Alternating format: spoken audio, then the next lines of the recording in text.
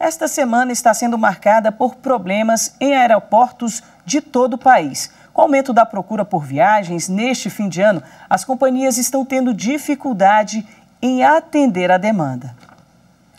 Tiago e a família vieram do Tocantins e acabaram de chegar ao aeroporto de Brasília. Daqui, eles pegariam outro voo para Porto Alegre, mas a viagem teve uma mudança inesperada. A passagem foi cancelada por motivo de problema no aeroporto e nós não fomos ressarcidos do valor integral, só foi colocado um crédito para a gente usar na próxima viagem. A empresa afirmou que eles não poderiam utilizar o valor integral por conta que o problema foi com o aeroporto, não foi com a empresa. Um prejuízo de mais de R$1.000. A solução foi procurar outro meio de transporte. A gente vai ter que comprar a passagem de ônibus, né, que ficou quase o mesmo valor. Um prejuízo muito grande, porque a gente não estava programado para fazer outra viagem. Problemas como esse são comuns nessa época de fim de ano por causa do aumento das viagens. A estimativa é que 3 milhões de passageiros passem pelos 37 aeroportos administrados pela Infraero.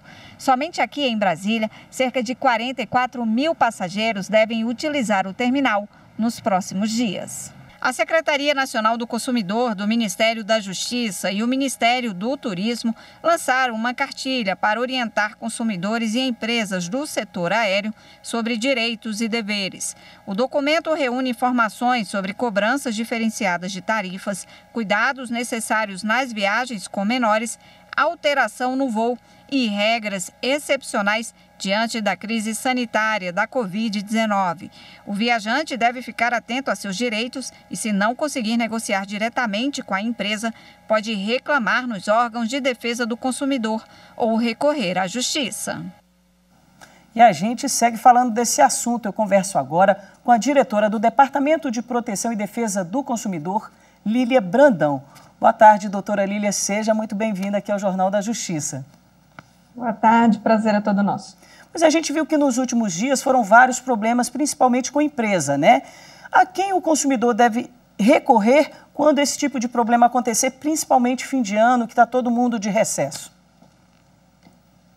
Bom, nesse caso, nós da Secretaria Nacional do Consumidor sempre orientamos que os consumidores procurem, em primeiro lugar, a empresa. Por determinação legal, as empresas têm que fornecer aos consumidores esse primeiro apoio, seja ele o problema que for, eventualmente um atraso, overbooking ou algum tipo de cancelamento. Existem previsões legais de atendimento, como, por exemplo, o saque ou outros canais de atendimento, ou ainda também previsões de assistência. Pode ser, por exemplo, previsões de assistência de 1 hora, 2 horas ou até 4 horas de espera desse consumidor. Caso esse tipo de assistência não seja fornecida, nós orientamos para que eles procurem os PROCONs mais próximos à sua residência, ou então entrem na plataforma de solução de conflitos do governo federal, que é disponibilizada pelo Ministério da Justiça e pela Secretaria Nacional do Consumidor, que é a plataforma consumidor.gov.br. Lá o consumidor ele pode registrar a sua reclamação e a média de resposta costuma girar em torno de 7 dias, com uma média de resolução de 80%.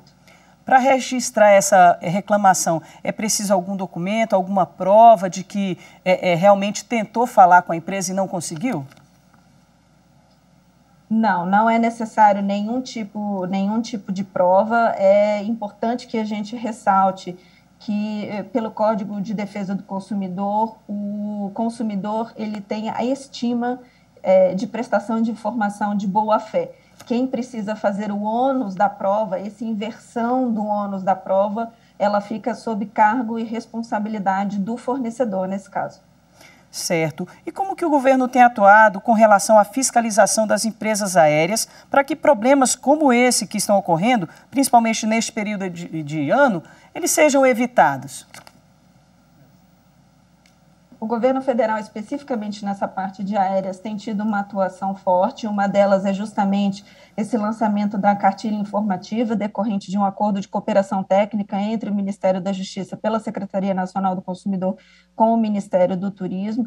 Nós entendemos que existem várias etapas desse controle, dessa atuação. Uma delas é a parte educativa, onde nós passamos todas as orientações aos consumidores de como agir e quais são os direitos sobre os quais eles devem estar informados. E, além disso, pela Secretaria Nacional do Consumidor, nós temos um monitoramento que é feito pela Coordenação Geral de Estudos e Monitoramento em Mercado e também pela Coordenação de Sanções Administrativas. Nós temos um estudo que é feito par e passo de todas as companhias aéreas, por exemplo, nacionais. Nós verificamos os índices de satisfação dos consumidores e, caso haja qualquer tipo de baixa nesse índice, nós temos uma atuação mais firme com reuniões e, eventualmente, até sanções com essas empresas.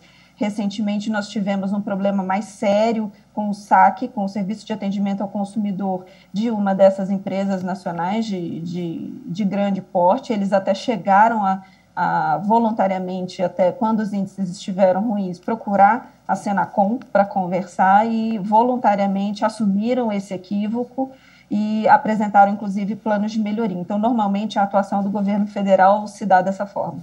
E o que a senhora destacaria de mais importante nessa cartilha para que a gente possa entender melhor?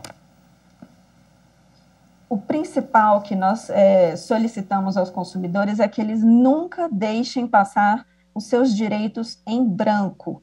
É muito importante que, na medida em que as suas garantias não foram cumpridas adequadamente, que eles não deixem de reclamar. E eu explico isso.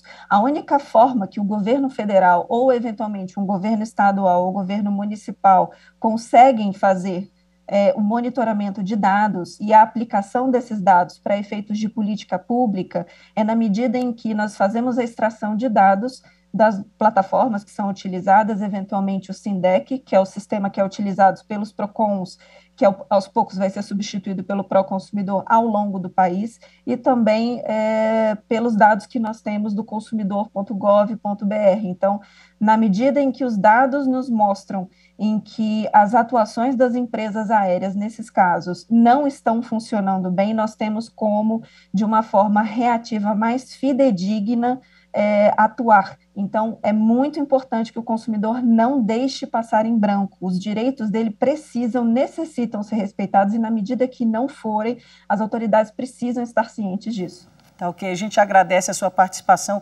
aqui no Jornal da Justiça e desejando um Feliz Natal, tá bom? Obrigada. Obrigada. Feliz Natal a todos.